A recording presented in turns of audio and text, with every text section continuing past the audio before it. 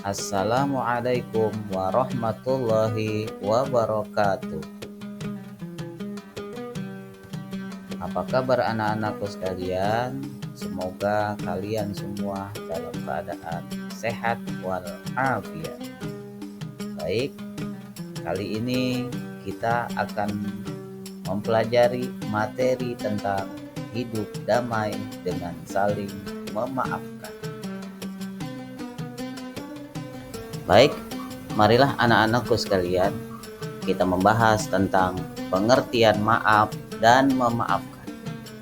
Kata maaf dalam Al-Quran disebut dengan al-afu, yang artinya adalah menghapus. Tetapi dalam Kamus Besar Bahasa Indonesia atau KBBI, maaf artinya ungkapan penyesalan.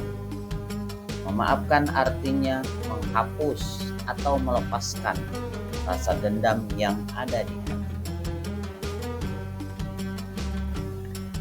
Anak-anakku sekalian, mengapa kita harus menyesal? Jawabannya adalah karena kita merasa bersalah, sudah menyakiti atau mungkin kita melukai badan, hati, merusak atau mengambil harta orang lain.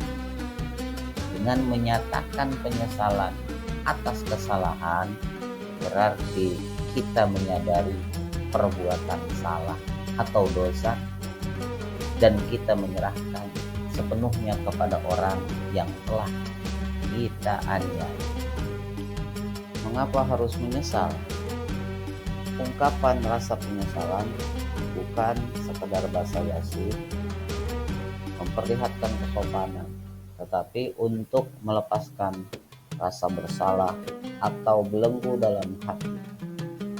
Kemudian, betulkah menyatakan penyesalan lebih mudah daripada memberi maaf atau memaafkan?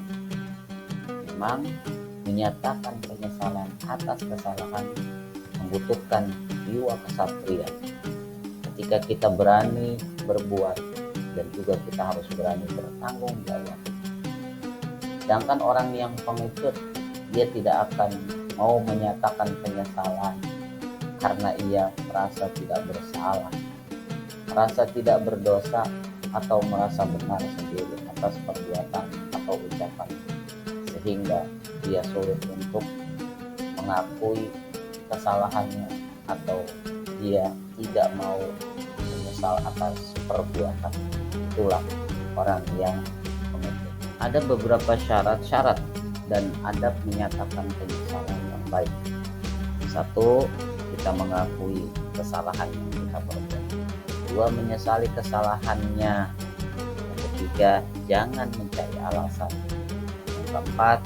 Dilakukan dengan sungguh-sungguh kita menyesal. Yang 5. Kita bertekad untuk tidak mengulangi perbuatan tersebut.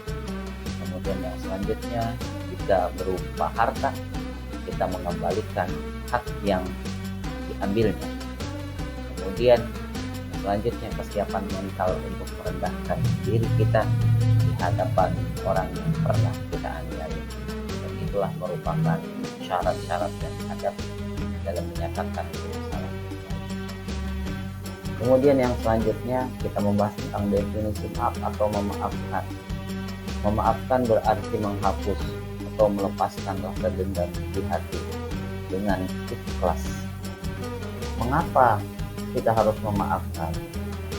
Manusia yang baik ini bukanlah manusia yang tidak pernah melakukan kesalahan, tetapi manusia yang bisa memaafkan kesalahan orang lain yang telah melukai hati dan perasaannya.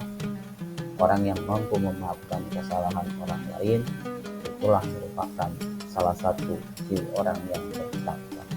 Karena memang kita tahu bahwa tidak ada manusia yang terlepas daripada salah dan dosa kecuali Nabi Muhammad SAW. Maka dari itu kita harus memaafkan kesalahan setiap orang yang melukai hati.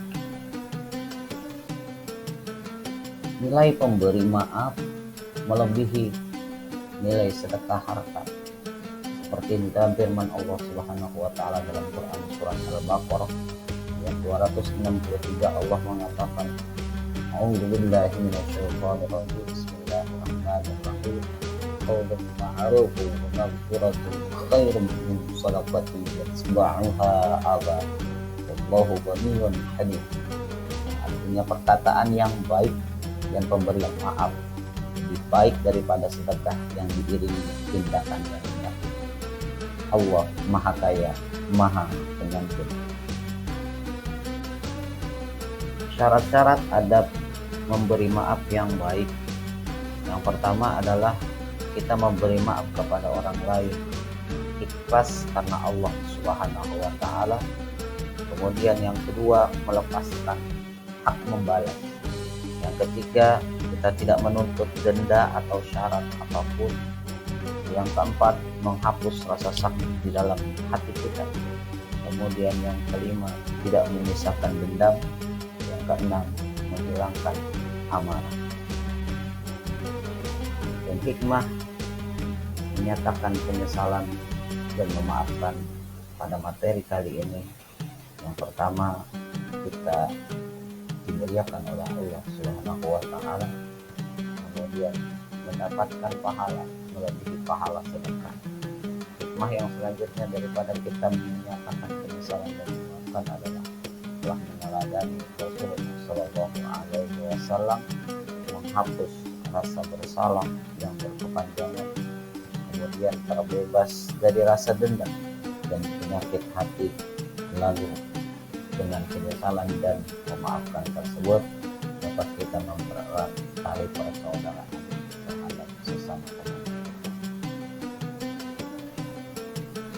Baik anak-anakku sekalian, itulah pemaparan dari bab ketiga yang kita bahas, yaitu hidup damai dengan saling memaafkan, daripada pengamalan dari Asmaul Husna Al-Haqqu. Dari itu mudah-mudahan kita senantiasa menjadi orang yang selalu memaafkan orang lain, dan apabila kita yang tidak sengaja berbuat salah kepada orang lain atau kita sengaja menyakiti hati atau perasaan orang lain, maka senantiasalah kita selalu menyesal dan juga kita meminta maaf kepada orang yang kita sakiti, agar supaya semoga kita dapat menjadi pribadi yang bertakwa. Demikian materi kali ini. Assalamualaikum warahmatullahi wabarakatuh.